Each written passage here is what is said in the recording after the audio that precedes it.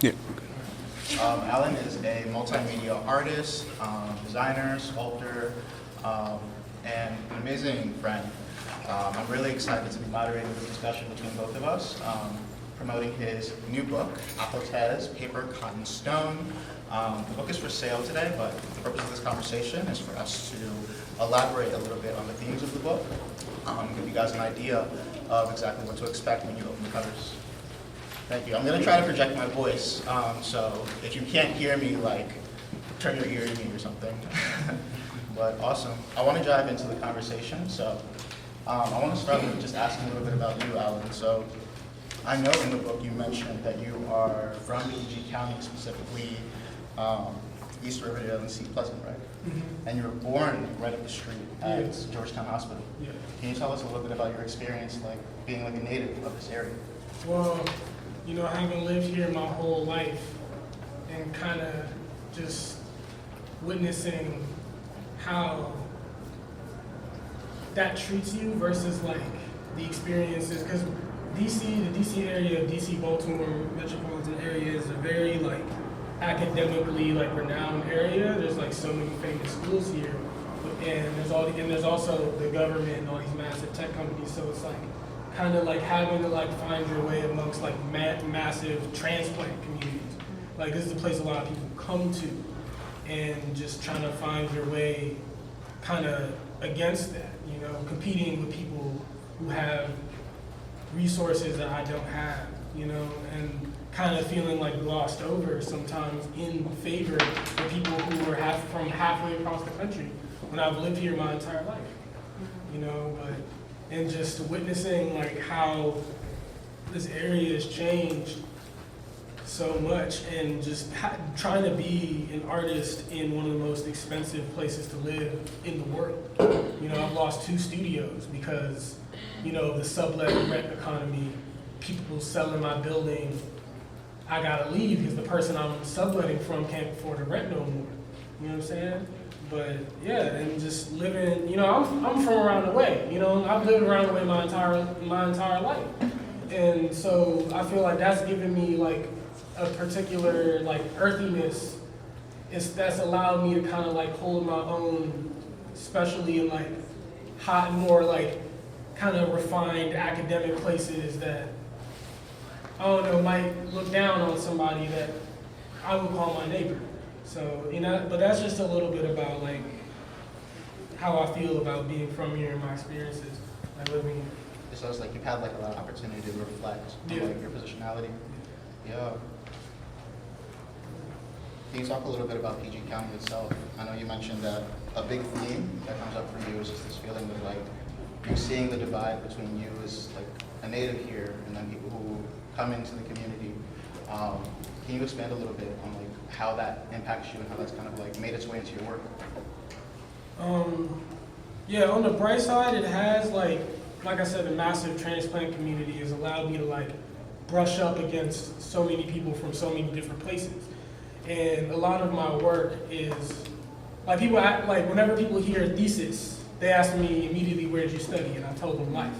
Because my work and my practice is literally an aggregate, a kind of consolidation of everything I've learned from all the people in my life, my friends, the people that I meet, from professors and like career artists to like people that live on the street. You know what I'm saying? I take it from every. Sometimes the wisest thing you might hear in a whole like month is just some dude on the street just rambling. And you know what I'm saying? So like that's where I study. You know what I'm saying? And you know, meeting like people that are like might be college students that are from all over the place. You know what I'm saying? A lot of the points that reference Afro spirituality in the exhibition were inspired by a friend of mine who I met, who went to Howard, who's from Atlanta. You know what I'm saying? She exposed me to Yoruba, to that. You know what I'm saying? And she's someone she's like Afro-Latino, she's Puerto Rican, she's not from Nigeria, you know, so that like helped to like inspire me to kind of like take on and connect to outside of myself, to various aspects of the diaspora across, you know, to the continent. So, that's definitely one of the benefits of like being exposed to like so many different, black people, especially from so many different places. And that's the unique part about this area, right? Yeah. Yeah. It's awesome hearing you talk about your experience with learning. It sounds like you had like a very tactile experience. Yeah. And I know that's something that comes up in the book where you acknowledge that you went to college for 2 years. 2 years. Community. But your art career was more than anything else, kind of like self-directed, right? Yeah. Self-taught. Yeah. Yeah. I took like 4 or 5 art courses in my entire life, between high school and my little bit of time in community college.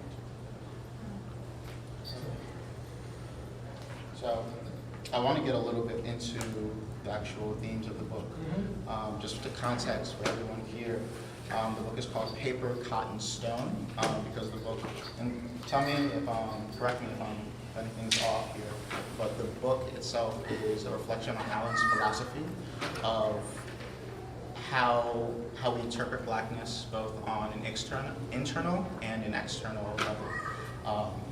So kind of break it down in the piece by piece by the title of the book. The idea of paper reflects how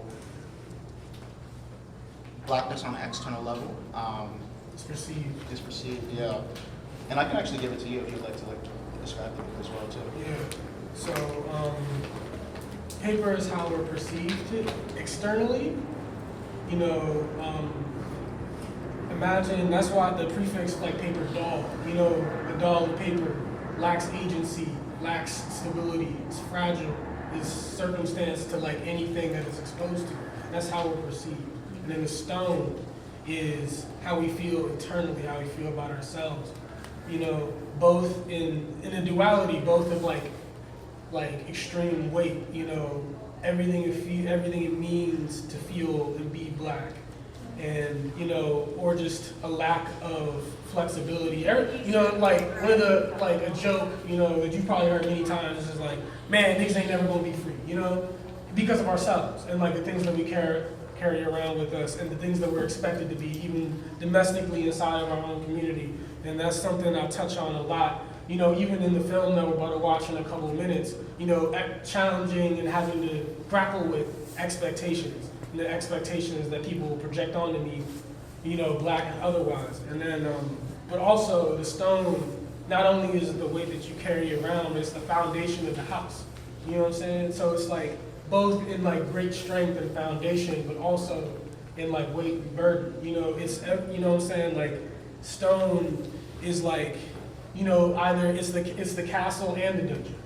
You know what I'm saying? And then cotton is meant to be this like in the middle, this intermediary like metaphor for the transmutability, the flexibility, the adaptability of black people.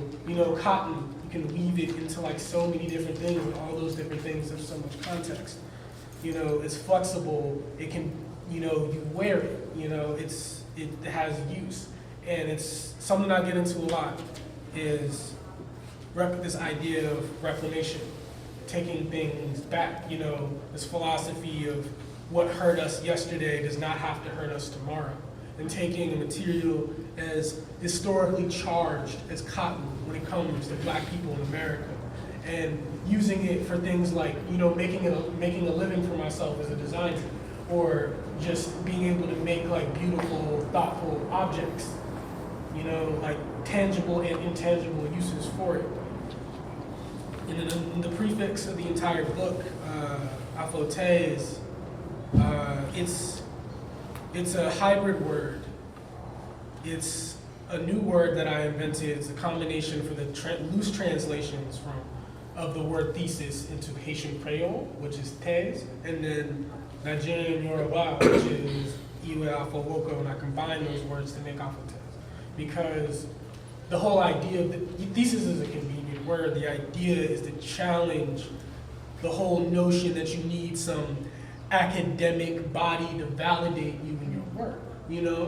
Like, I'm not gonna name no names, but you know, a lady that I spoke to, this old ass lady that I spoke to while I was setting up, you know, in this neighborhood, owns a store, you know, say no names, but, you know, she was like, oh, I like your jewelry. And then she started to go on and on about how, like, oh, you should take classes, you should learn process. Like, imagine what you could do if you learn process, as if my black ass doesn't have process already. As if that jewelry piece that I showed her that literally contains my grandmother's ashes. As if that all this work has no process to it already.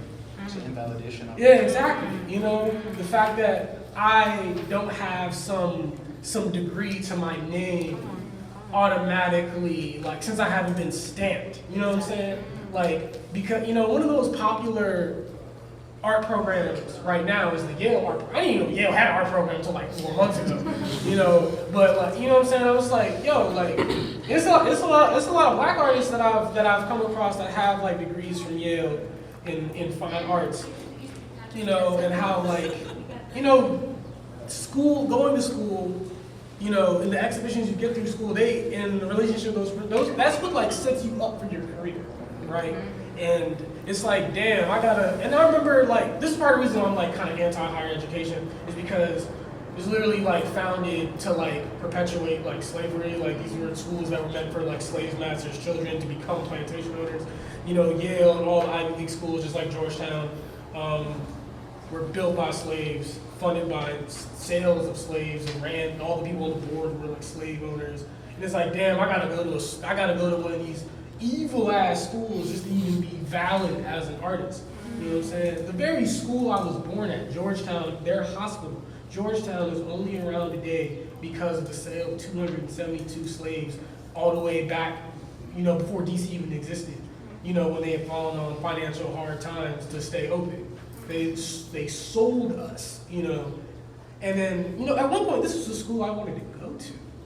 You know, and then so it almost feels like a slap in the face, like knowing these things whenever anybody even suggests that I go to school. You know, like everything I've learned, I learned from people. All my knowledge has gotten hand to hand from people around. So that's my. It's interesting hearing you say that because I mean I think it ties back to your reclamation philosophy so well too. The way that I'm kind of interpreting it feels like you're telling black people to have a little bit more agency over how we engage in the process of interpreting and communicating our culture. Is that fair to say? Yeah, it's just like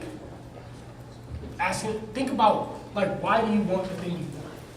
You know, like, why do you want to show at a particular gallery? Like, why do you drive for certain validation? You know what I mean? Niggas I done met where like I meet them, the first goddamn thing they come out their mouth is that they just got back from Europe. You know what I'm saying? Like, why is that the center? You know, a quote from African filmmaker Semben Usman, I think is his name. Is that you? Semben. Yeah, like you know what I'm saying? When he asked about, like, you know, he was asked about like white people's consumption of his work. You know what I'm saying? He was like, Europe is not my center. Europe is on the periphery. You know what I'm saying? Like, you know what I'm saying? Like, I am the sun. You know what I'm saying? Fucking Europe is Pluto. You know what I'm saying? Like, that's what I'm going for. You know what I'm saying? It's cool to go to Europe, but it's like asking people to like reevaluate why they want to go there so bad. You know what I'm saying? Like, I would love to go. I always want to go to Nigeria. I want to go to Nigeria, Ethiopia, because people constantly think I'm Habesha. You know, they think I'm Ethiopian. I want to go all over, but it's more expensive to fly there than it is to fly to Europe. You know, unfortunately. You know, so. Not to speak of like the situation going on there too right now. Yeah, you know, like it's so many situations going on there. You know, like all the wealth of all these schools. You know what I'm saying? All these royal academies in Europe. You know, they only exist because of everything that was like plundered. You know. And that kind of brings us to the idea of like cotton that you talk about in the book, where it's like this is like an example of how we can kind of build a little bit of resiliency by like creating some agency within our community. I know before, like we sat down here, we talked a little bit about how that exists in a way that's tangible, that exists in a way that is like non-imaginary in our own communities. It's just a matter of exposing people to it. How is that something that you're able to kind of navigate people to through your artistry? Like you can never underestimate the power of like what can happen just through exposing somebody. The word expose is a very, very important word that I'm going to latch onto because you said it. Exposing people to things. Like literally this, like I told a couple people while I was here, like this show is a reflection of just things that I've learned from brushing up against people, you know, or like reading, just finding in a random book I bought at like a book fair one time, you know. That's the whole reason that statue exists. So I read a passage in a book, you know, and just taking what I was exposed to and trying to expose it to people that might not have been otherwise. You know, a conversation I had with a friend of mine, we was talking about how like, just how much potential genius that there is in the hood. It's just that niggas just haven't been exposed to what they need to be exposed to. You know what I'm saying? The unparalleled amounts of untapped genius that there is, like, in the ghettos of America, but there's like, niggas just haven't been exposed to like the ability to be able to get that out, or certain ideas, you know, because there's so many things that, because also what I do, I try to like give words and context to things that so many niggas feel, but like don't understand, they don't know the language for, they don't know the word for it, or they don't know that it already exists out there and that they're not the only one feeling it. It's like, oh damn, word, like that, I resonate with that, you know? That's like one of the biggest things I shoot for. And like the way that you're talking about it right now, it's like, it goes back to what you mentioned about how like this whole space is so like intellectualized to the point where it's intimidating, and we're losing potential, and like we're losing like these opportunities for doors to be opened, and it's kind of resulting in like this material lack. It's like we kicking the door in, you know, like kick the door in, disassemble the hinges, take the frame down, throw the whole building away, you know, like open air everything, you know, there should be no doors. You know what I'm saying? Like all the, you know, like I be, you know, people be seeing my tweets about how like my radical ass, semi-joking, mostly serious tweets about like, you know, how about we like close down, burn down, but close down at least all these schools and liberate all these libraries, you know, because like just overhearing about some of the insane things that are in some of these like library archives and just what people could do with those things, but they're like gate kept and held behind like $50,000 a year educations.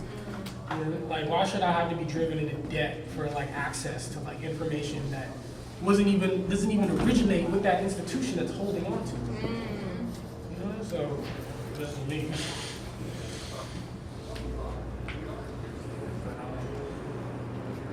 Yeah, but I think this might be a good time to like break into I want to screen the film. You know, so about to screen this one is probably, because this show is like anchored by a couple of staple pieces, one being the statue, but also like the film Kites that, you know, my closer friends, I've been passing it around for like a year now. This is the first time it'll be like properly screened like ever. But it's just a little like preface. It's a film that's based on a poem that I wrote about prison abolition. Because I'm a staunch prison abolitionist. Like, I do not believe in prisons. I'm an anti-reformist, like prison abolitionist. I do not believe this can be reformed, you know? And so, you know, it's just like, so many black films and so many black movies, you know, like, how many movies we got about slavery, man? Like, you know what I'm saying? You know, I want to think about the future. Think about where we can be, you know? Say what you want about Kanye, because I agree with probably anything anybody has to say. But one good thing he did say was like, you know, calling Black History Month Black Futures Month. You know what I'm saying? Like, we so stuck on the past, but like, think about like where we can be. You have to be able to have the imagination to be able to imagine a future so far where prisons are nothing but like a distant, obscure memory. And the film is based on a poem about, you know, abolition, you know, from the perspective of like being so far in the future that like prisons have been abandoned and like the uniforms like blow in the wind like tumbleweeds and like kids find them and take them into kites. You know, the film's called Kite. And the poem that I recite in the soundtrack of the film it's done over the phone in the style of like a jail verse. You know, niggas calling in from jail to like record a song. You know, like, you know what I'm saying? I went to school with, I have people in my family that have like criminal records. You know what I'm saying? This is something that's like, and like watching how that's like affected their lives. You know, being in the lunch line next to niggas with ankle monitors on and shit. You know what I'm saying? Like watching niggas disappear 10th grade, come back 11th, and be like, yeah, I was locked up. You know, and then watching how that affects them and follows them. You know what I'm saying? So Kyle, if you could, we'll move out the way real quick. The piece that is going to play before it is a performance that I did after, you know, my time protesting during the unrest back in 2020, where I got tear gas in front of the White House trying to throw the can bag across the police line, and watching like my friends get brained in the street with like rubber bullets.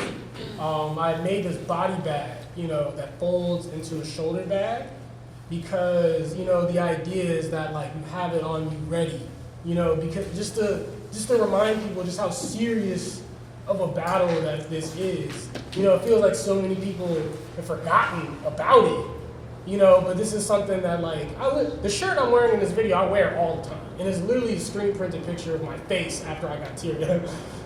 So we're gonna go ahead and press play. In the middle and my poison on pay to court.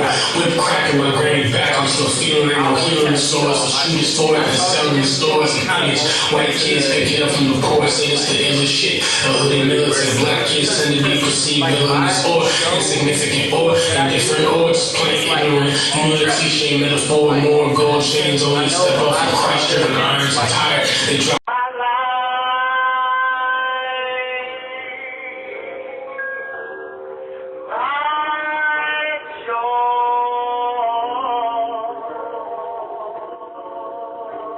Taking prison suits and time to string them, blow them in the sky like kites. Take the prison and blow the bitch sky high and build castle guard wall towers around the hood so they can't come in. Time prison suits with twine, blow them in the wind like fly them in the sky like kites. Read the cell blocks, take the yard over, prison's over, blow that bitch sky high and build castle guard wall towers around the hood so they can't come in. Imagine one day when all the guns will turn to stone and ash and blow away in the wind. All the bullets have rustled over, all the prisons and jail houses stand long abandoned and ruined. And all the prisoners, discarded uniforms, blow tattered in the wind. Their kind fathers returning piece by piece to the earth. One day when there is peace in the Congo, fly them in the sky like kites. Read the cell blocks, take the yard over, prison's over, blow that bitch sky high, and build castle guard wall towers around the hood so they can't come in. Imagine one day when all the guns will turn to stone and ash and blow away in the wind. All the bullets have rustled over, all the prisons and jail houses stand long abandoned and ruined. Sorry, my dick ain't 30 feet long. I'm not 30 feet tall. I'm not good at ball. I can't provide at all for anyone but myself. Sorry, I'm not lighter or darker, not taller, smaller, my hair not looser, tighter. Is average such a crime? What worth is worth? For someone who hates money, I surely worry about it a lot. Maybe that's why I hate it. It's hard to take care of when you're rubbing coins together. Should I withdraw all the money to my name and fan it out in my hands to make sure people know I'm not destitute? The uncertainty, will they, won't they, pay me, love me, not knowing, unsure, probably the most human fear of all.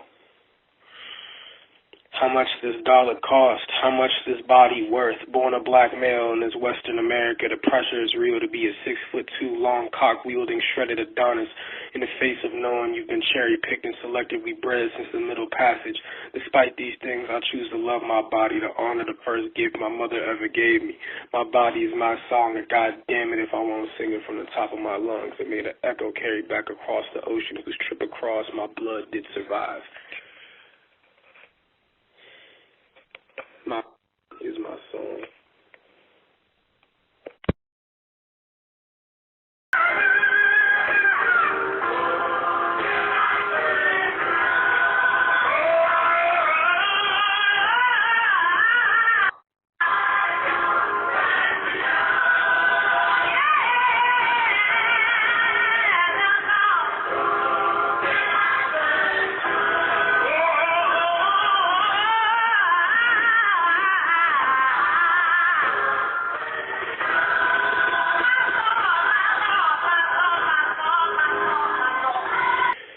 the prisoners, discarded uniforms, blow tattered in the wind, their cotton fibers returning piece by piece to the earth. One day when there is peace in the Congo and Africa is returned to wealth siphoned from it. When all the prisons stand long abandoned and ruined, vined over and green, spring forth from the vine, food for kids to eat. When all the prisons stand long abandoned and ruined, vined over and green, spring forth from the vine. One day when there is peace in the Congo, when Africa is returned to wealth siphoned from it, when Palestine is free, and there are no more murders in Chicago, so many generations that you couldn't picture them in any other way but peace. Peace.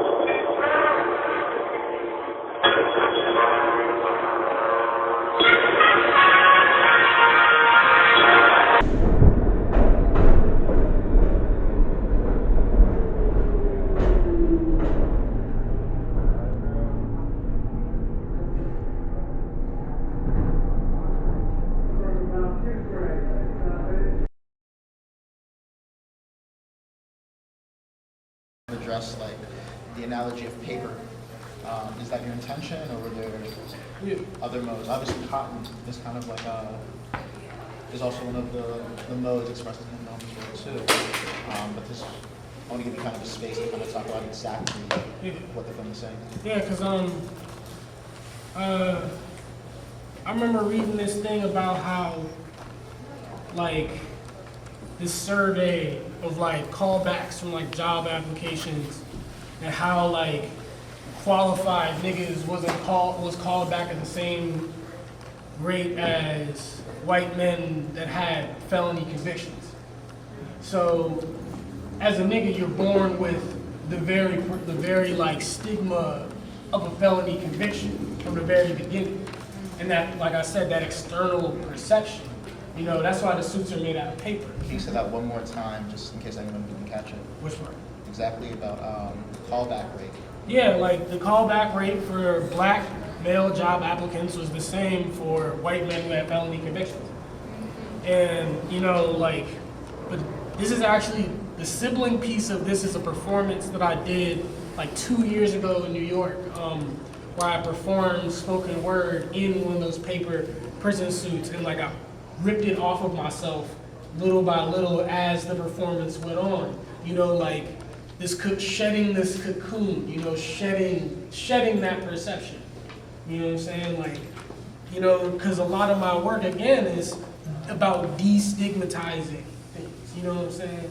Like, not looking at someone different because they went to jail, because you know it was probably, because half the time it's probably a bullshit reason. But yeah, like that's like the core. That's one of the core ethoses of the film. You know? And like I recorded the film, half of it in New York, in the subway. You know, just watching. I would just put the little thing down, and I would the suit down, and I would watch people just either walk around it or just step on it, like kick at it. And the very last shot, I threw it on the tracks and let the train just like run over. You know, and it's about like just, again, it's supposed to be this metaphor for how the incarcerated population is very forgotten about. You know, how places like Rikers Island is grossly overpopulated. Oh, and they just keep pouring more and more money into and hiring more and more COs when that's not the problem. You know, like, you know what I'm saying? They living in trifling conditions. Niggas like shitting in corners. Like 10 niggas to a cell. You know what I'm saying? Not being able to bathe for days. You know, like these are people that have truly been forgotten about. And, you know, like be it the incarcerated population or our original ties to the continent, it's all about bringing these things back to the front of people's minds. not forgetting about these things. You know what I'm saying? That these, these brothers and sisters that are on the island behind bars, or, all of our ancestors in the past, they've not forgotten about it. You know what I'm saying? Not allowing them to be forgotten. And it seems like the mode that you do that is using black aesthetics. Like I think here, just kind of seeing this like graffiti art plays a really big role in that. The question that kind of comes to mind right now is like, with you using these black aesthetics and you playing with these in a way where you're able to kind of communicate your ideas, is there any kind of fear in your mind that as like you're kind of spreading these ideas and you're kind of sharing these things with the world, and literally sharing your culture with the world, do you think that's an accurate way to say it? Yeah. How do you kind of navigate the possibility of like your work and the ideas and your culture itself kind of becoming commodified? The idea of like potentially commodifying my own culture is something that is very at the front of my mind, being a designer. I'm also a designer, which is a commercial craft. Design is the intersection of commerce and art, and for utility. And it's something I think about a lot, because I have a lot of customers who aren't a part of this culture, and it's like, that's why I try to be extreme. How I get around it, how I try to not slip into that, is that I never do anything just for the sake of doing it. I try to be extremely intentional with like everything I do. I'm not just putting Chief Keef on a shirt because it's cool, and I'm not just selling it because I want the clout of having the brand. Like, no, there's a whole essay about why I decided to do that. And like the thing is, and I have this, the philosophy I have is that, like the fruits of like black culture are an extremely beautiful thing, and that's a beauty that anybody can appreciate. Because of the universality of it, and if people are willing and caring and acknowledging enough to participate in it, then I feel like that's fair. That's why everything that I sell is made by my own hands. I don't like manufacturing. Everything is like in-house, artisanal, made with love. You know what I'm saying? Like, I didn't just place an order, have some shirts printed and sent to me. You know what I'm saying? I'm not doing that. I could do that, but I don't want to do that. Everything is made with my own hands. Sorry, I want to let you. So that,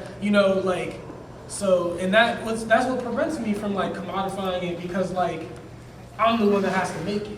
I can't, what keeps me from making a bajillion units is because they have to come from my hands. And as soon as they leave my hands, it's no longer a part of me. But I think the commodification is definitely something that is pisses me off a lot. Like it really gets it. Like the bastardization of the Pan-African flag. I call it the Pan-Afro-Capitalist flag, because people like Tremaine Emory have like turned it into a logo. They turned it into like, what I'm saying? That shit has the same value now as like the Gucci print. The Gucci model. You know what I'm saying? It's like you got kids wearing cotton wreaths on their clothes who don't even know what it is. That's the point I never want to reach. That level of like bastardization of it. You know what I'm saying? You know what I'm saying? It's the lack of intentionality and a failure to be able to successfully deliver a product while simultaneously educating people on it. And that's why I stopped doing my like made to order brand. Because people were buying it and they didn't even know what they were buying.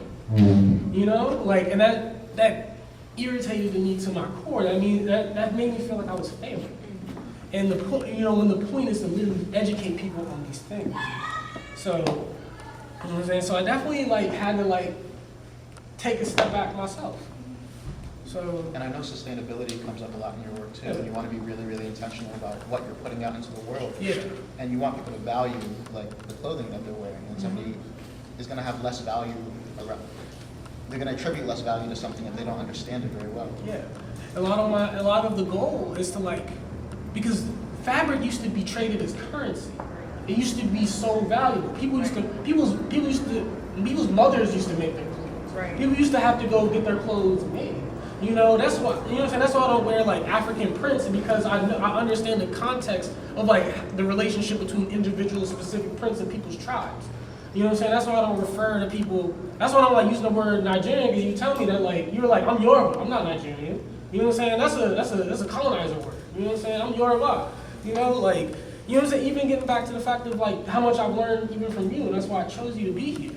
And, you know, but again, with the intentionality, that like bundle of shirts back there in the corner in the SAMSARA show, that, you know, one shirt, one t-shirt, the amount of cotton that it takes to make one t-shirt, it takes 3 years worth of drinking water just to grow that much cotton. So when I put designs out, when I sell someone's shirt, I'm like, is this worth 3 years of water? You know? I want, you know, my favorite, you know, like, I want someone to keep their shirt forever. You know, you see like vintage shirts that's been passed around forever. Like, that's what I want. You know, I want this to like appreciate.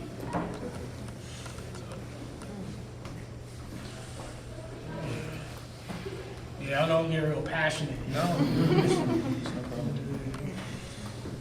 So much emphasis. Talking so much emphasis. Oh, you're so sensitive. Next question. Next question. In the book, you mentioned the themes of how your work and your philosophy of how you approach your work is centered on the themes of consolidation, reclamation, and navigation. Can we kind of dive into those 3 modes, and can you expand on those? Navigate. Consolidation, reconciliation, and navigation.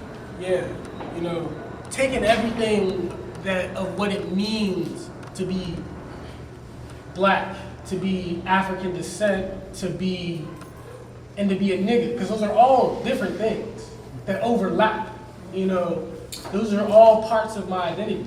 You know what I'm saying? Because there's people from Africa that don't even really identify, because black is, I feel like, more of a cultural, like, kind of stamp. African descent is the ethnic tie to it versus like a specific cultural identity. You know, and then, you know, and then there's what it means to be a nigga.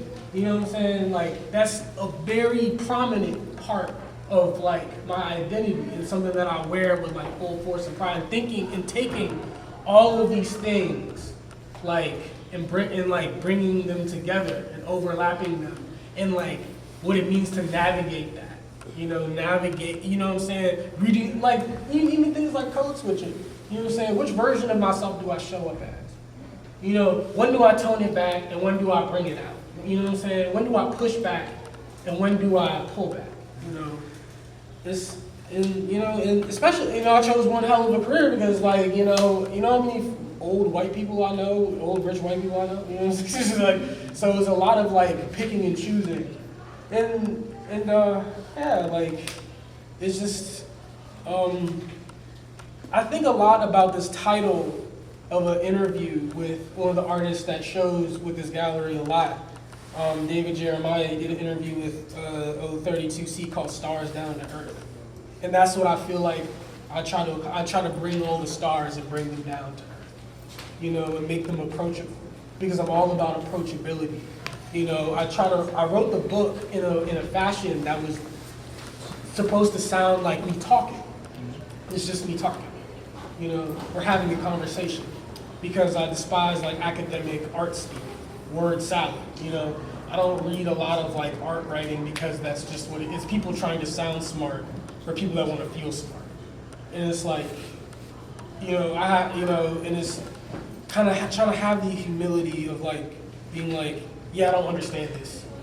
I feel stupid reading this. You know, I don't want to make anybody feel that way. I'm trying. And the thing is, this philosophy that I have is like, if you're not able to explain it in a way that's easy to understand, how much do you even understand? So, yeah, that's, you know, just the navigating part. And that comes back to what you mentioned in the book as like this text and the ideas in it are something that's alive. Like, this is something that breathes and moves and grows as you grow as well, right? Yeah. And that comes back to this idea of this book, like you said, it feels like it's rough around the edges in the same way that your art is rough around the edges, in the same way that you and your personal philosophy reflect that. So I kind of want to ask the question, is this intentional? Is this a way of you like injecting respectability politics of how ideas should be communicated, or is it like a little less strategic than that? It's just, yeah, as long as I get the idea across, that's all that matters. Because perfection is not the goal. You know, perfection is not possible. And the thing is, I take my lack of classical training and lean into it, you know, and live with it. And it makes me more approachable. It makes people more willing to put their hands on it versus some clean, pristine, perfect thing. And the thing is, it's like, niggas don't got time to perfect every little thing. You know what I'm saying? I'm about perpetual motion. I'm just trying to like get the idea out. You know what I'm saying? That statue, those concrete casts, all of the molds were imperfect. You can see the flaws. You know what I'm saying? But it's those flaws that created new details that like really made people want to get in deep and really look at it. You know what I'm saying? And like the flaws in it, you know, because if the mold is flawed, every replication of it is going to technically be flawed. But then but just seeing the repetition of it, the flaw becomes its perfection. You know what I'm saying? The perfect replication of that flaw. And you know what I'm saying? It also just comes down to just me being like a punk kid, you know? Like, I'm very into hardcore, music philosophy, you know? Just get it done, you know? And again, it comes back to approachability, you know? Like, I'm not perfect. I'm an imperfect person. And, you know, again, trying to navigate that and my insecurities and my shortcomings. And it's something that I really try to keep at the front of my mind and how can I work through those? And and how can I heal myself through that and potentially others? And probably one of the greatest things anybody's ever sold to me is that my work makes them feel healed, you know? And forget if any piece of this show sells or not. If someone tells me that means I've succeeded. You know? And when you say that, you mean specifically if someone tells you that the work reached them? Yeah, that's and it resonated. I've won. Going back to what you mentioned about how the brevity of your work is just kind of rooted in you trying to get the idea out. Yeah. I know just through our own personal relationship, it's you see art more so as just kind of a medium to facilitate conversations, which are very, very much more passionate about actually being on the ground, rather than kind of living in this kind of theory castle. So, can you talk a little bit about what you're personally doing on the ground, how you're solving these problems beyond just making art about them? Yeah, because like Fred Hampton said, it's either Fred Hampton or Huey Newton, but he's talking about the armchair philosopher. A lot of niggas just love talking about radical theory from the comfort of their armchair, you know, swishing their wine around, talking about radical change and shit, but they from the comfort of their air conditioning. You know what I'm saying? The fuck are you doing with your hands? You know what I'm saying? There's a lot of activists that could quote you 1,000,000 books, but they're never outside. It's just nigga, fuck them books. What are you doing with your hands? You know what I'm saying? That's why me and my friend Muhammad, who's here, we're in the process of putting together a free grocery program for the community.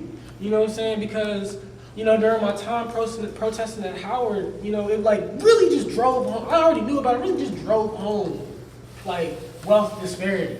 You know what I'm saying? Howard is this beacon of black prosperity and black excellence, and the hood is right there at his doorstep.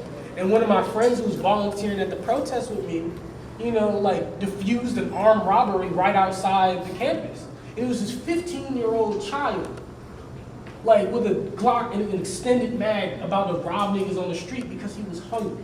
You know what I'm saying? That shit keeps me up at night. You know what I'm saying? I knew niggas who brought guns to school. I went to school with drug dealers.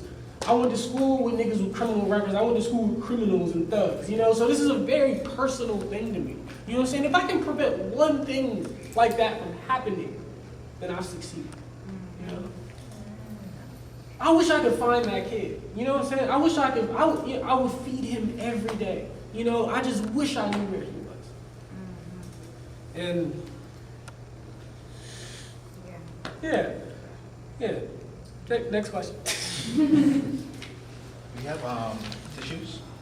No, I'm good. Keep going. Can you talk a little bit about how these conditions kind of lead to this philosophy of stone that's reflected in the book? Yeah. Your own experience, kind of witnessing that. You know, like you look at a rock, and it's hard to change a rock. You know, you gotta like chisel and chip away at it. You know, and you know but the thing is the idea of like planting the seeds so that your kids can eat the fruit. You know, we're trying to undo like generational issues. So these things don't change in a day. You know what I'm saying? It's like it takes a master a long time to carve a masterpiece out of a brick and mortar. It takes a long time to even learn how to do that. It takes a long time. You know, I'm constantly learning. You know, I am the aggregate consolidation of the greatness of all of the people around me. I am just but one person, merely a conduit for the people around me. You know. How much time we got left on the camera? 22. 2 minutes? 22 minutes. God damn, we got it. So, but, you know, how long have I been talking for? I want to kind of pull it back to the question. Yeah. I know stone in the book specifically is reflected on how Black people on a subconscious level see our experience of Blackness as weight. And I think that's reflected in a couple of different ways. But I want to hear you talk about how you kind of experienced it in your own personal life. I'm not gonna lie, there'd be some days where I wish I just didn't even realize that I was Black. Because it's just the context. You know, one of the greatest advantages of white privilege is not even having to be aware of yourself. So many white people speak to me in a way that suggests they're not even aware of what they're saying. Like the lady that I was talking about that low-key dissed me earlier. You know, or like some of the people that I even met at openings here. You know what I'm saying? Some of these like wealthy, middle-class white collectors saying things they don't even realize the context of. And you know, someone who is young and Black and like everything that I say is very like, you know, poured and meticulized and very, you know, scrutinized. You know, I have to be hyper aware to compensate for their lack of awareness. You know, I'm like, with these fat ass phone posits on, I'm almost 6 feet tall, I'm 220, scruffy looking, you know what I'm saying? I wouldn't be surprised if somebody crossed the street, you know, if they saw me walking their way. You know what I'm saying? So like, I have to be extra careful. You know, like it's something that it's something that I think about a lot, you know? And that's the stone that's part of the stone that we carry with me, that I carry with myself, you know?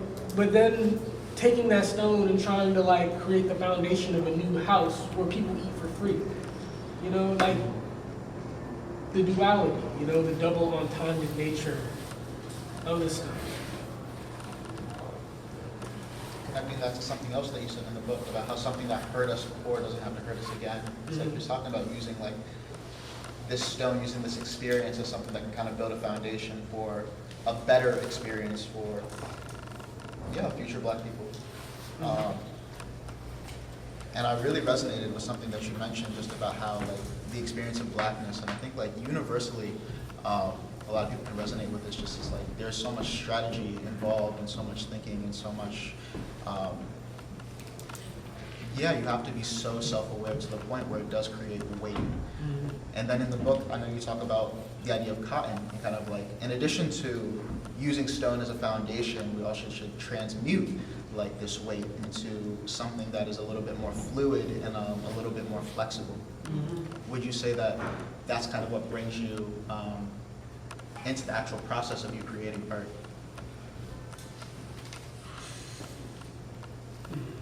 Fluidity. That's another word I like to latch on to a lot.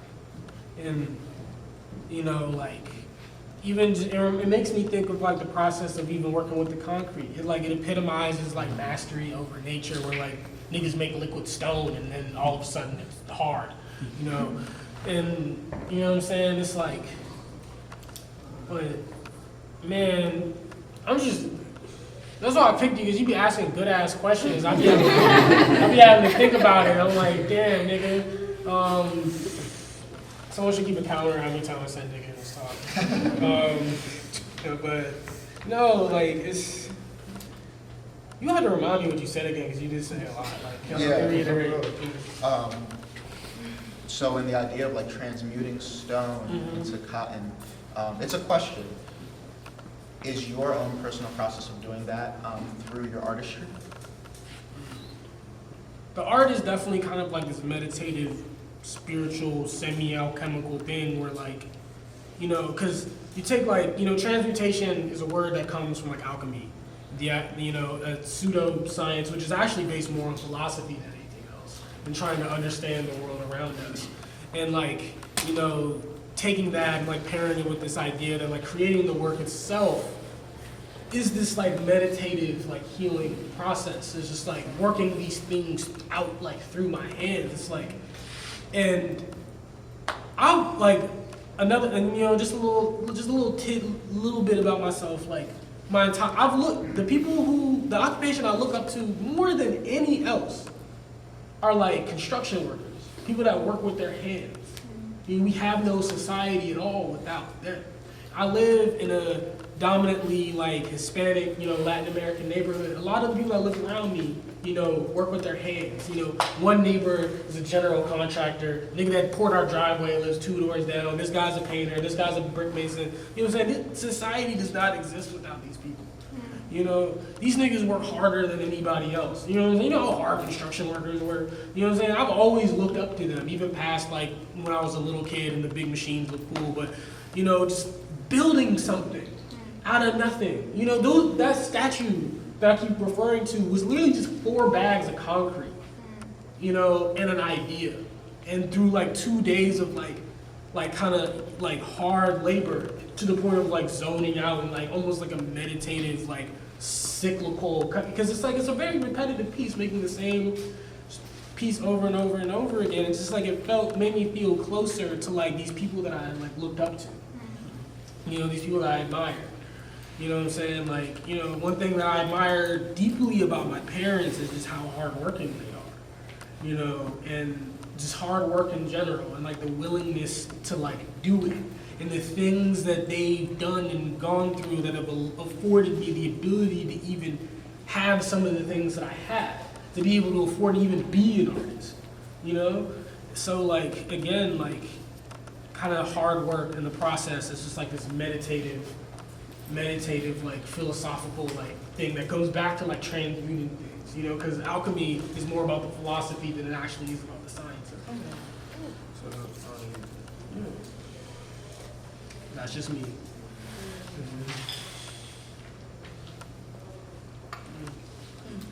You know, but actually, I think I want to close out soon, and I want to end it with because I did read your notes, and it's like it's good to like end on like a passage from the book, and I actually did want to like there's a specific the last like 2 paragraphs. It's about that sneaker piece that's on the floor, which like epitomizes like the pressure. You know what I'm saying? It's literally shoes stamped into tank tops. A piece that I use to like epitomize like, you know, the perception of niggas in the hood and the pressure that comes with like living in a certain kind of environment. But what I said was, in this essay about it, it says, black self-esteem. If you don't like yourself, you're sure as hell not gonna like people that look like you. One of my closest friends tells me a lot. How people treat you is a reflection of how they feel about themselves. You can't love others properly if you don't love yourself. As Sister Bell Hooks framed it, love as an action, a verb, service. You can't love something at the same time you're hurting it. Just like you can't fix an object at the same time you break it. You gotta love yourself through action. Action like self-care, therapy, responsibility, forgiveness. A lot of insecurity can be healed by forgiving yourself for what you aren't. You know, and that's something I get into really deeply with like part of the segment of the film, kind of coming to grips with all these things that I'm insecure about, and what I am and what I'm not. You know, a mentor told me happiness is fleeting, joy is lasting. that happiness is external and comes from outside in stimulation, but thins away when that stimulation is gone. But joy, it comes from within. And when you have it in you and you can produce it on your own, it will last. You give a man a fish, the fish being happiness, he eats once. You teach a man to fish the ability to create joy, he eats forever. But if you take anything from this piece or anything I say at all, just remember to not be so hard on yourself. Thank you. Thank you.